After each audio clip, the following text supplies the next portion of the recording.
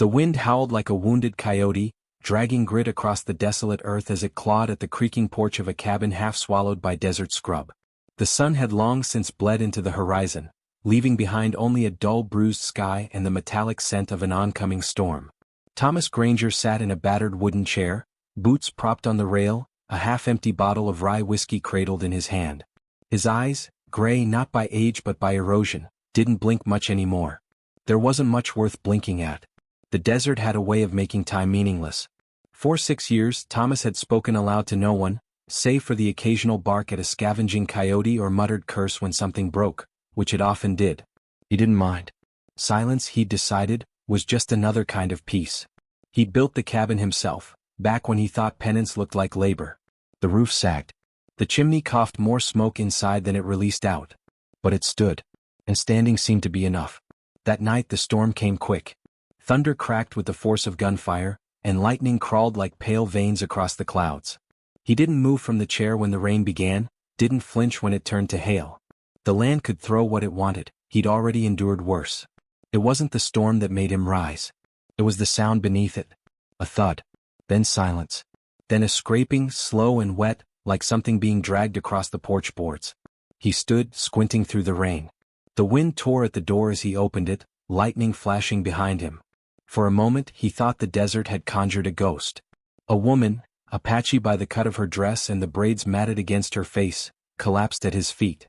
Her arms clutched her belly, swollen with child. Blood smeared her legs, her side, one shoulder. She gasped once, then went still. Thomas stared down, whiskey forgotten on the floor. She wasn't dead. Not yet. He hadn't let another living soul across his threshold in 6 years. His first thought was to walk away. Let the desert finish what it started. But his hands were already moving, dragging her inside with a strength his age shouldn't have allowed. He laid her on the floor beside the fire, which had burned low but still carried heat. Her skin was cold. Her breathing shallow. She had a gash on her temple, a twisted ankle, and bruises across her ribs that spoke of a struggle. Not the kind the land gave you, but the kind other people did. Thomas fetched a basin, filled it with what water remained in the cracked cistern, and knelt beside her. As he cleaned the blood from her face, he noticed how young she was. 20, maybe less. Still her eyes, though closed, seemed carved from stone. Apache eyes. Unforgiving. Proud. She stirred when he pressed a damp cloth to her forehead, her lips parting in a whisper. He leaned closer. Don't let them take. Her voice was a rasp. Broken glass and fear. Thomas blinked. Then he stood and bolted the door. The next hours passed like a fever dream. He moved on instinct, calling up fragments of old army field training buried beneath guilt and whiskey. He stitched her side with thread meant for leather. Splinted her ankle with bits of firewood. Washed what wounds he could. She didn't wake, not fully, but her breath grew steadier. At dawn he slept, sitting upright in a chair, his rifle across his knees. She woke that afternoon coughing. Her eyes opened, dark and sharp, and they found him instantly. No confusion. No fear. Just calculation. She didn't speak at first. He didn't expect her to. He stood and poured her a cup of water, kneeling to help her sip. She pushed his hand away, slow but deliberate, and took the cup herself. After she drank, she leaned back against the pillow of bundled blankets and stared at him. Her gaze didn't soften. He tried anyway. Name's Thomas, he said. She said nothing. Storm brought you, he added. Or something did. Still nothing. He sighed and sat across the room near the hearth, where he could see her without looming. She watched him, one hand curled protectively over her belly. He noticed the way her other hand stayed close to the folds of her skirt, near where a knife might be hidden. Smart. Even wounded, she didn't surrender. 3 days passed in uneasy silence. He fed her rabbit stew and dried peaches. She accepted them without thanks. He offered a few words, mostly to keep from forgetting how his own voice sounded, but she never answered. It wasn't until the 4th morning that she spoke. Her voice cracked, but her tone was unshaken. Nayeli. Thomas blinked. That your name? She nodded once. He repeated it. Nayeli. The name lingered in the air like smoke. He remembered it from somewhere, Apache for I love you, if memory served. A cruel kind of irony, he supposed. That evening, while tending the fire, he asked, How far along are you? She touched her belly, grimaced slightly. Soon. How many chasing you? She hesitated. Then, 3. White men.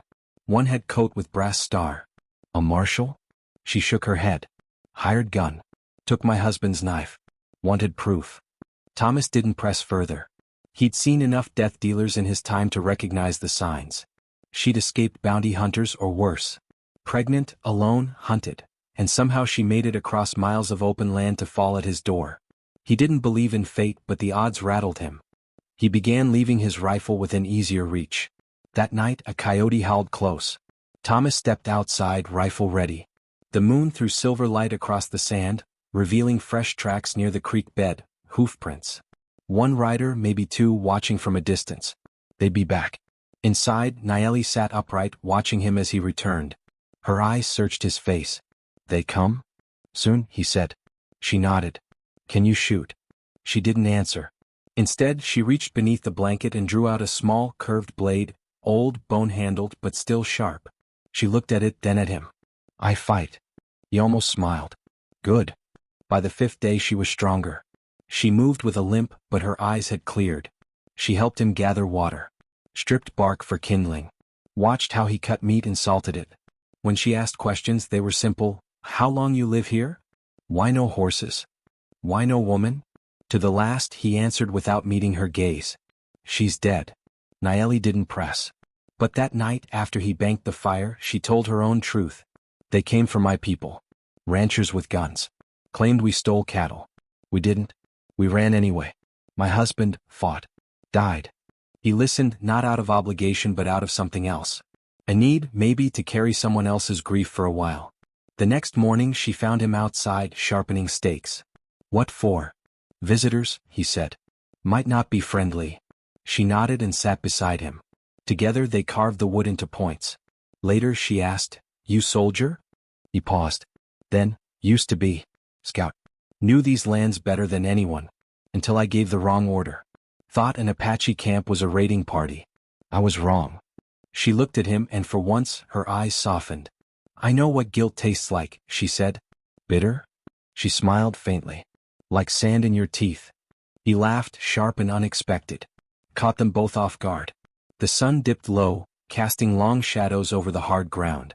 They sat together in silence, the baby shifting inside her belly, the desert around them pulsing with the hush of something waiting. Inside the cabin the fire crackled. Thomas poured 2 cups of coffee. She accepted hers with a nod. He didn't know what tomorrow would bring, gunmen, labor pains, or both, but for the first time in years he didn't dread it. The past hadn't gone. It never would. But something else had arrived at his doorstep. Not forgiveness. Not redemption. But the chance for something more. He looked at Nayeli across the fire, her eyes already closing in sleep, her hand again resting on her belly. Thomas sipped his coffee and leaned back in his chair. Outside the desert breathed, and for the first time in a long while so did he.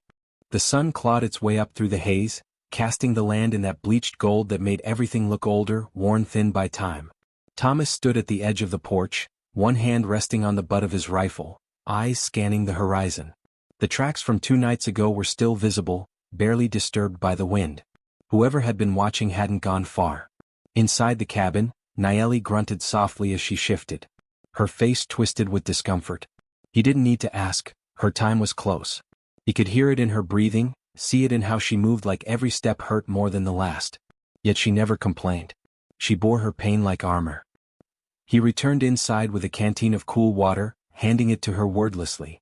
She drank, slowly, her eyes watching him the whole time. He noticed how she'd begun to study him, not with suspicion anymore, but with the wary curiosity of someone trying to decide if a stranger might be more than he appears. How many bullets? She asked. He raised an eyebrow. Enough. She gave a short snort of disbelief. Always say, enough. Never is. He couldn't argue. She was right. In his experience there were never enough bullets, never enough time, and never enough luck when you needed it most. He sat near the hearth and began cleaning the Colt he kept tucked behind the kitchen shelf. The motion was automatic, soothing. The way others might carve wood or sing to pass the day, Thomas took comfort in oil and steel. Nayeli watched with an expression that said she understood. People like them didn't talk to pass time. They worked. Washed. Waited. You think they come tonight? She asked. Thomas didn't look up. Might. Then we kill them, she said simply. He glanced at her. She wasn't boasting. There was no fire in her tone, no righteous vengeance. Just cold resolve. "You've killed before," he said. She nodded. "Twice." He didn't ask when or why. The reasons didn't matter out here. Only that you could do it when it had to be done. The day dragged hot and windless. The sky hung low and yellow, like a feverish bruise. Thomas spent the afternoon digging a trench near the eastern slope, covering it with brush and dirt. A trap. Primitive but useful. Nayeli, stubborn as ever, hobbled out to help, her swollen belly swaying as she knelt beside him to tie branches together. "Won't stop a bullet," she muttered. "No," Thomas said, "but it might stop a horse." She smirked.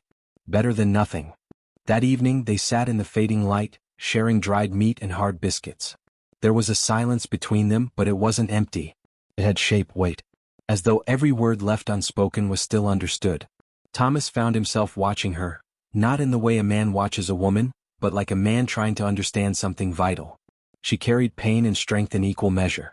The desert had marked them both, but where it hollowed him out, it seemed to forge her sharper, tougher. "You ever think of leaving this place?" she asked suddenly. He hesitated. "Used to. Why didn't you?" He looked into the fire. "Because everywhere else felt worse." Nayeli nodded. That was answer enough. The night came on heavy. No stars, no moon, just a wall of black. They doused the fire early. Thomas checked the door, the shutters, the rifle beside the cot. Nayeli lay on the pallet near the hearth, eyes open, hands resting over her belly. Her breath came slower now. Controlled. But her body tensed with every wave of pain. "You'll need help," he said quietly. "I'll manage." He crouched beside her, laying a damp cloth on her brow. "Not alone, you won't." She didn't speak. But when her fingers gripped his wrist, hard and shaking, she didn't let go. Outside something shifted. Not the wind. Not an animal. Boots. Thomas was on his feet instantly, rifle in hand. He crossed to the door and listened. The boards of the porch groaned once, just once. Someone testing their weight. Then silence again. He didn't shout. Didn't ask who was there. Instead, he backed away from the window and whispered, "Stay low." Nayeli was already dragging herself toward the far wall, hiding behind a stack of crates. Her breathing was ragged now, one hand clutching her side. She was trying to be silent, but he knew her body was betraying her. Thomas took a deep breath and opened the door. The first man stood at the base of the steps, coat dusted with trail grime, hat tilted low. A repeater rifle hung loosely from one hand. He had the kind of stillness that came from violence. Not tension. Not fear.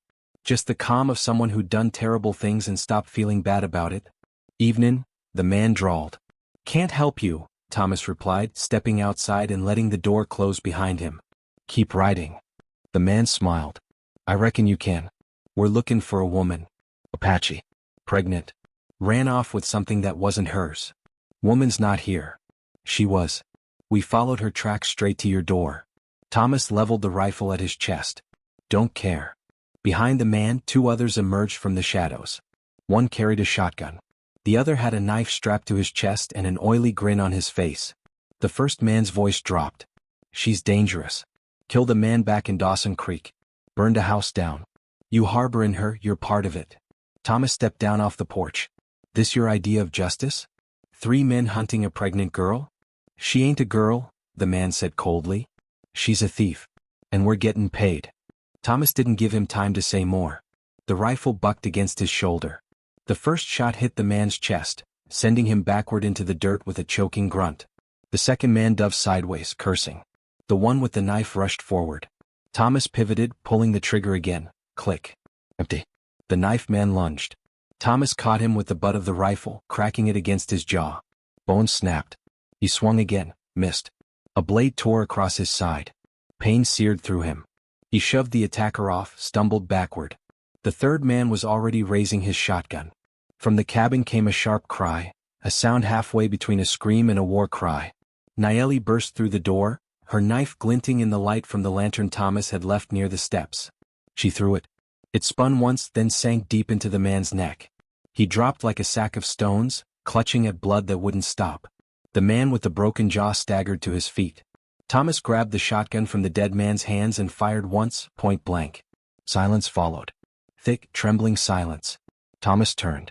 Nayeli was leaning against the doorframe, one hand on her stomach, her face twisted in agony. A trail of blood ran down her leg. "It's time," she gasped. He dropped the shotgun and rushed to her, catching her as she collapsed. Inside the cabin, everything became a blur of motion. He boiled water, laid out blankets, did everything he remembered from the birth of his own child, though that had been long ago and under better circumstances. Nayeli cried out, gritting her teeth to keep from screaming. Her body shook with effort and pain and fear. But she didn't stop. Not once. He held her hand, whispered steady words even as blood soaked through the blankets, even as her grip crushed his fingers. Hours passed. Then a cry pierced the air, high and thin and alive. Nayeli slumped back, eyes barely open, chest rising and falling in exhausted heaves. Thomas wrapped the child in a worn linen cloth, stunned by how small and loud a newborn could be. The baby, a girl, squirmed, dark hair already matted with sweat and blood. "You did it," he whispered. Nayeli smiled faintly, then slipped into unconsciousness. Thomas sat beside her, the child in his arms, as the first light of dawn pushed through the broken shutters. 3 men lay dead outside. Inside, life had returned. And for the first time since the war, Thomas Granger felt the weight of purpose settle on his shoulders once more. He looked down at the tiny face, so new to a world already steeped in blood, and felt something old in him begin to stir. Something worth protecting. The desert was quiet again. But the war wasn't over. Thomas woke before the sun. The ache in his side had dulled to a heavy throb, wrapped tight beneath gauze and stubborn will. He sat on the edge of the cot, boots half-laced, listening. The baby's soft breaths echoed in the quiet, punctuated by Nayeli's slower, more labored ones. She hadn't woken since yesterday. The girl was still alive. But barely. He walked to the hearth, rekindled the fire and set water to boil. The cabin smelled of old smoke, blood and wet linen. Outside, a vulture circled, waiting. He loaded the corpses onto the wagon before the sun hit the ridge. Buried them shallow without words. Men like that didn't earn prayers. By the time he returned, Nayeli had stirred. Her eyes opened halfway, clouded and red-rimmed. She tried to sit up but failed. "You lived," he said, placing a damp cloth on her brow. "Not done yet," she whispered. He fed her broth spoon by spoon, patient, saying nothing. Every swallow was a victory. The child slept tucked into the crook of a saddle blanket by the stove, her tiny fists curled tight. "Her name?" he asked softly. Nayeli shook her head. "Not yet. Not until I know she's safe." He respected that. Days passed, bleeding into each other like watercolors in rain. The girl, fragile but loud, was named after a week. Nayeli whispered it in the dark, her voice weak but certain. "Tiva." A Hopi word, she said. "It means dance." Thomas didn't know if it was irony or hope, naming a baby after something so joyful in a world so sharp. The wounds on his side festered for a while, but he burned them clean with whiskey and stitched the skin together with trembling fingers. Survival wasn't new to him, but it had never carried this much weight before. He wasn't just keeping himself alive anymore. By the 12th day, Nayeli could stand. Not long. Not well. But enough. She hobbled to the porch, Tiva pressed to her chest, and watched the desert like it held the answers to every question she hadn't dared to ask. "They'll come," she said almost absently. "Maybe," Thomas replied, loading shells into his revolver. She gave a bitter laugh. "No maybe. That man, first one you shot, he wasn't the worst of them. The one that sent them? His name's Doolin. Hires his fists.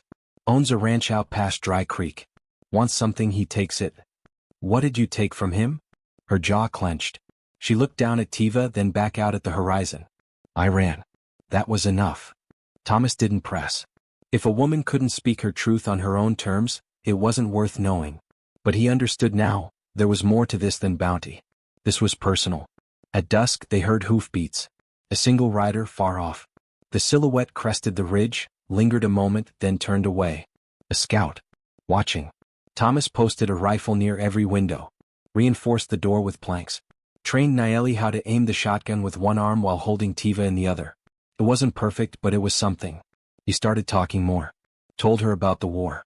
About his wife, buried with their infant boy after a fever swept through Missouri. About how he came west to bury the noise of it all beneath sand and silence. He told her he hadn't spoken to another soul for 3 years before she showed up. Told her he thought he'd forgotten how to care. Nayeli listened. Sometimes she cried. Sometimes she laughed in that dry, startled way that sounded like the bark of a coyote. And sometimes she didn't say anything at all, just rested her head against the wall and let the words settle around her.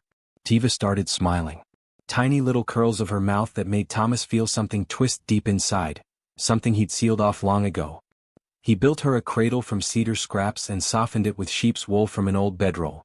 When he placed her in it, she stared up at him, wide-eyed and wordless, as if deciding whether he could be trusted with something as fragile as a future.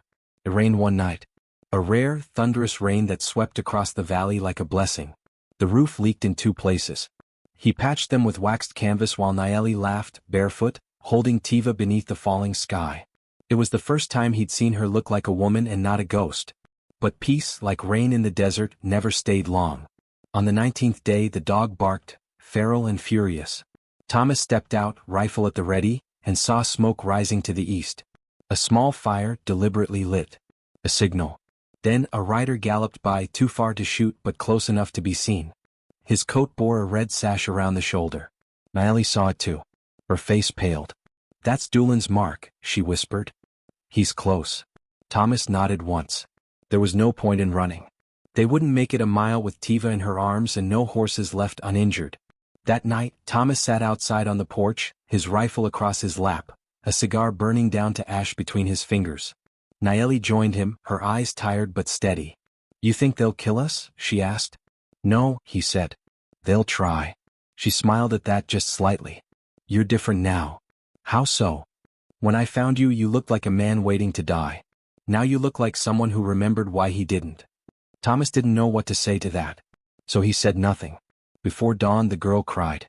Tiva's wail split the quiet, louder than before, almost urgent. Nayeli calmed her, rocking slowly, her lips brushing the baby's ear. Thomas stood at the window, scanning the horizon, expecting shapes in the distance. He wasn't disappointed. 7 riders approached just as the sun cracked the sky. Slow, deliberate, and wide-shouldered. Doolin at the front, black coat, white hat, and a pair of ivory-handled pistols resting like fangs on each hip. "Inside," Thomas said. Nayeli obeyed, drawing the shutters closed and cocking the shotgun. Thomas stepped out into the open, rifle in hand, coat flapping in the morning wind. The air smelled like gunpowder already, though no shots had been fired. Doolin reined his horse in 10 paces away. "Mighty cozy little place you've built here, stranger. Shame it's built on borrowed time." "You looking for trouble?" Thomas asked, keeping his voice low even. "No," Doolin said with a grin. "Looking for a woman. Apache. Ran off with something of mine." "She's not yours." Doolin leaned forward. "Everything out here's mine. Ask around." "I'd rather ask her." Doolin's smile faded. "She killed my man. You sent him after her. She finished what he started. Still mine to settle." Thomas raised the rifle. "Then settle it." The standoff stretched. Behind Doolin his men fidgeted. One chewed tobacco. Another scratched at a scar that cut across his neck. "Wolves, all of them." "You shoot me," Doolin said, "and they burn that cabin to the ground." "You move a hand," Thomas said, "and I'll make sure you never see it coming." Doolin laughed. "You got sand, old man. I'll give you that." Thomas didn't blink. "You walk away and this ends here." A silence followed. Hot. Thick. Heavy. Then Tiva cried from inside. Loud. "Needy. Newborn." Doolin heard it. So did the others. "She have it already?" he asked, eyes narrowing. Thomas didn't answer. "You've got my child," Doolin said, voice low. "You think she didn't tell me?" Thomas stepped forward, rifle raised. "That child is hers. You come any closer and this ground gets painted red." Doolin's face darkened. "I always finish what I start. Then I'll finish you." Another pause. Then without a word, Doolin turned his horse. He rode off. So did the others. One lingered, young, freckles, maybe 17. He looked back at Thomas with something like confusion. Maybe respect. Then he spurred his horse and vanished with the rest. Thomas exhaled, slowly. Inside, Nayeli wept quietly, holding Tiva to her chest. He closed the door, bolted it, and stood there in the silence, listening to the sound of the child's breath. War wasn't over. But they'd won the morning. The calm that followed was unnatural. For days, the wind carried only dust and silence. Thomas didn't trust it. He moved like a man expecting something to strike from every shadow, eyes alert, fingers always close to the trigger. But nothing came. Doolin's threat hung in the air like the scent of sulfur, present, invisible, inevitable. Nayeli kept to herself, her body recovering slowly but her mind constantly in motion. She fed Tiva with quiet tenderness, cooing old songs Thomas didn't understand, words steeped in earth and spirit. She carved small shapes from driftwood, birds, horses, tiny figures with crooked smiles, and left them on the windowsills like charms. When Thomas asked her what they were for, she simply said, balance. He began to notice things. The way she watched the tree line before stepping outside. How she always kept her back to a wall when indoors. The faint scar across her temple, half hidden beneath her dark hair. She was a survivor in every sense, but one who had never been allowed to rest. And now, despite the walls of his cabin, the loaded rifles, the daily precautions, they both knew rest was a luxury neither had truly earned yet. Thomas started reinforcing the land. Dug trenches, set traps along the ridge, taught Nayeli how to reload the rifle fast and with one hand. He carved more bullets by firelight, melted scraps from old tin pans and lead sinkers. If Doolin came back, he'd be met with more than just words and pride. One afternoon, Thomas found Nayeli crouched by the creek that curved through the edge of the canyon. She had taken Tiva down for a wash, careful, quiet, her movements like wind through grass. He watched from the hill above, not out of suspicion but reverence. She moved like someone who belonged to the land in a way he never could. Even broken, she was graceful. "You staring at me?" she called without turning. Thomas stepped forward, boots crunching gravel. "Making sure you're not followed." She glanced up at him, sun catching her eyes. "Still expecting ghosts?" He hesitated. "Just men who wear their sins like badges." She didn't laugh, but the corner of her mouth twitched. "You think he'll come back?" Thomas knelt beside her. He didn't get what he wanted. Men like him don't forget that. Nayeli dunked a cloth in the cold water and wrung it out. "Then we should finish it before he does." That night they talked plans. Nayeli had mapped the hills in her mind from years of wandering. Doolin's ranch sat near Dry Creek, 20 miles west, tucked between two ravines with only one passable trail in. Guarded. Fortified. But not impenetrable. She knew of an old mining path that skirted around the bluff and led straight into the back of the property, where the livestock pens were kept. "We strike first," she said. "We take away his ground." Thomas eyed her. "You're sure?" She nodded. "He'll never stop. If we let him breathe, he'll send more. Or worse." He didn't argue. He simply packed. They left Tiva with old Martha, a reclusive widow 2 valleys east, who owed Thomas a favor from long ago.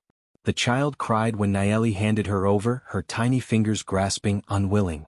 Nayeli didn't cry, but her silence was deeper than grief. They rode out under a moonless sky. 2 horses. 2 rifles. Enough ammunition to start a war. Thomas hadn't ridden into violence since the war, but his body remembered the rhythm, the pulse that beat louder with each mile.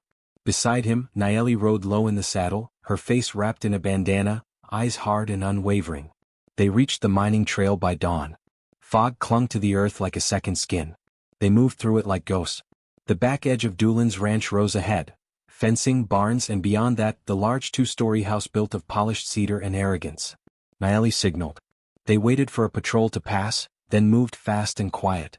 Sabotaged the water tower. Cut the fence lines. Poured lamp oil around the barn's perimeter. Thomas lit it with a cigar.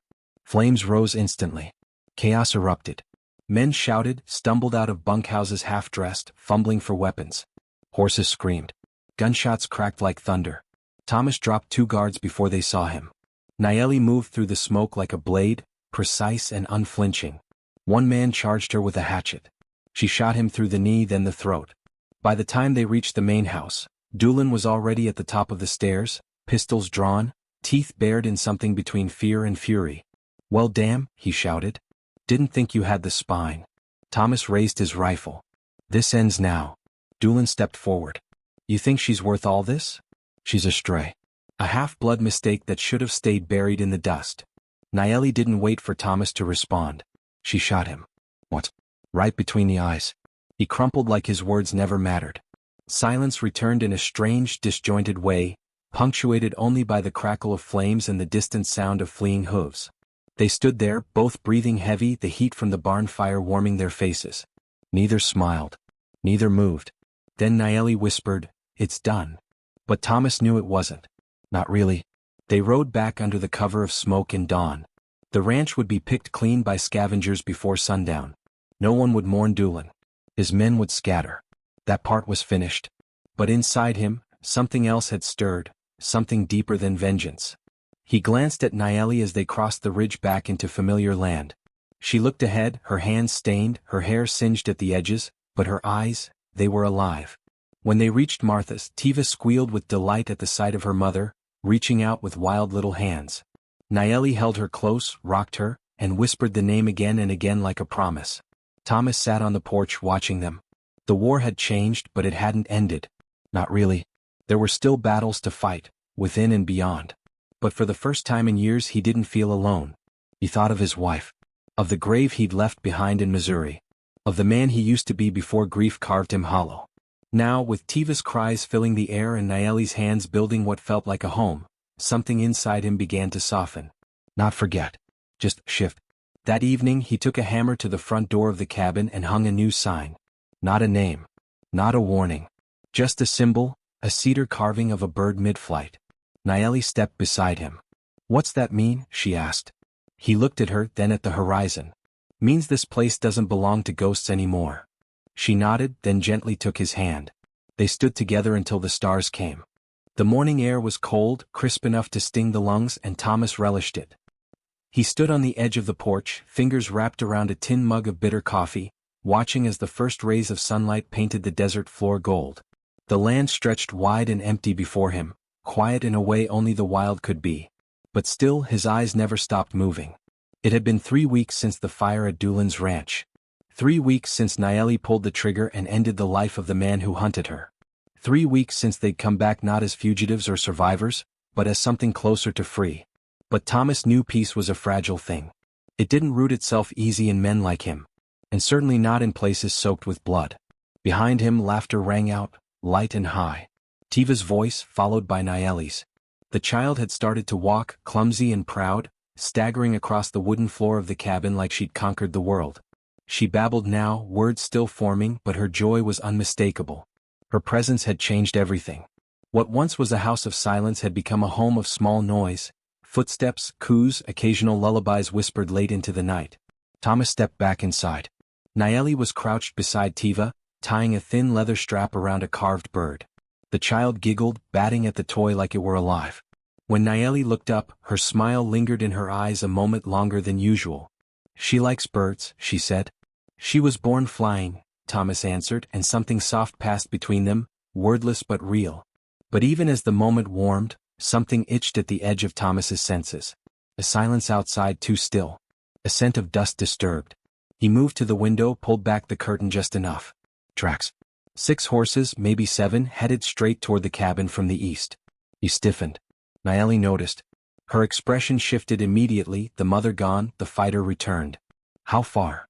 "Half a mile," Thomas said, already moving. She passed him the rifle without asking. The child whimpered as Nayeli picked her up, pressing her to her chest, whispering something in Apache. Thomas kicked open the storage chest by the hearth and retrieved a second revolver. He handed it to Nayeli along with a small pouch of cartridges. "This isn't Doolin," she said, strapping Tiva close to her body with cloth. "No. But someone's filled the hole he left behind." They moved fast. Up the back. Down the slope. The canyon trail was familiar now, the rocks memorized, each bend a friend or an ambush. Thomas led them through a narrow cut in the earth where brush grew thick. They wouldn't be seen. Not yet. He looked back once. Smoke had begun rising from the direction of the cabin. They burned it. He clenched his jaw and kept moving. By midday they reached an old stone outpost, abandoned, weather-worn, half-collapsed, but it offered shelter. Thomas barricaded the entrance with fallen timber. Tiva slept, her face nestled against Nayeli's collarbone, unaware of the fire behind them. Nayeli sat against the far wall, breathing slow. "They tracked us," she said. "Not by chance." Thomas nodded. "Could be bounty hunters. Word travels. Could be Doolin's kin. Doesn't matter. They don't stop." She looked at him, eyes dark and calm. "Then we don't either." The trap was set at dusk. Thomas took the high ground, tucked between shale and pine. Nayeli waited in the outpost with the girl. He'd instructed her clearly, "Don't fire unless they breach the doorway. Don't run. Don't hesitate." They came as night fell. 6 riders, black coats, rifles slung carelessly over their shoulders. Cocky. Young. The kind that believed guns made them gods. Thomas waited until they dismounted. Waited until they started fanning out. Then he fired. The first fell before he even heard the shot. The second stumbled, clutching his side, screaming for someone named Jacob. Chaos. Screams. Gunfire sprayed wild into the trees. Thomas rolled, fired twice more. Missed one, clipped another in the leg. They scattered, diving for cover. But the outpost remained untouched, silent and hidden. One of them made for it. A tall man, fast, eyes crazed. He never reached the door. Naeli's shot echoed through the canyon like judgment. He dropped face first in the dust, twitching once, then still. Thomas saw movement to his left. Too late. A man lunged from behind a rock, swinging a short-barreled shotgun. Thomas twisted, the shot grazing his ribs, tearing fabric and flesh. He hit the ground hard. The shooter moved to finish it, but Thomas was faster. One shot to the chest. Done. When the dust settled, 4 men were dead. 2 had fled. Thomas limped to the outpost, blood wetting his side. Naeli stood at the door, Tiva cradled close. "You're hit." "Just a scratch," he lied. She helped him inside anyway, laid him down, bound the wound tight. Her hands didn't shake. She didn't cry. She just worked. By morning they burned the bodies. Let the smoke rise high, a signal to anyone else looking. "Come if you want. We're ready." Thomas healed slowly. The pain dulled into something manageable. He rested beneath the rising heat of summer, Tiva asleep beside him in the grass, Naeli whittling wood with a knife stained from both battle and birth. One evening, as cicadas hummed and the sun bled out across the sky, Thomas spoke the thought that had been gnawing at him. "We can't stay." Naeli looked up, nodded. "They'll keep coming," he continued. "Not just bounty men. Soldiers. Settlers. People who don't like the idea of a woman like you raising a child in peace." She looked at him. "And you?" He shrugged. "They don't like ghosts either." She smiled faintly. "Then we go." The next morning they packed what little they had. Saddled 2 fresh horses taken from the dead men. Wrapped Tiva in soft cloth and carried only what mattered, food, weapons, and a carved bird dangling from the saddle horn. They rode south, following the river, deeper into lands untouched by towns, roads, or greed. Places only named in story or prayer. At night they camped beneath the stars. Thomas told Tiva tales from when he was a boy, stories of rainstorms that could wash away sadness, of trees that whispered if you listened close. Naeli taught her songs, lullabies passed down through generations, words filled with wind and strength. And slowly Thomas changed. The anger dulled. The guilt receded. He no longer dreamed of war, of death, of graves. He dreamed of her, of Tiva walking beside him, wild hair blowing in the breeze, laughter bubbling up like spring water. He dreamed of Naeli, head resting on his shoulder, a fire crackling between them and the scent of cedar smoke in the air. They weren't running anymore. They were moving forward. One night, weeks into their journey, as the moon hung low and silver, Naeli turned to him. "You never asked why I came to your door that night." Thomas looked at her, the fire reflecting in his eyes. "Didn't need to." She nodded. "But you should know. I didn't think you'd help. I thought I'd die there. I wanted her to be born in a place without hate." He reached over, took her hand. "She was," he said. They sat in silence a while longer. Then Thomas stood, looked out over the canyon below. The stars stretched forever. The wind whispered through the rocks, old and knowing. Behind him, Naeli and Tiva slept. He listened to their breathing. Steady. Alive. And for the first time in years he felt like a man no longer haunted by the past, but pulled forward by the future. He turned, walked back to the fire, and whispered as much to himself as the night. "We ain't alone anymore." And somewhere in the darkness something shifted. A new story had begun.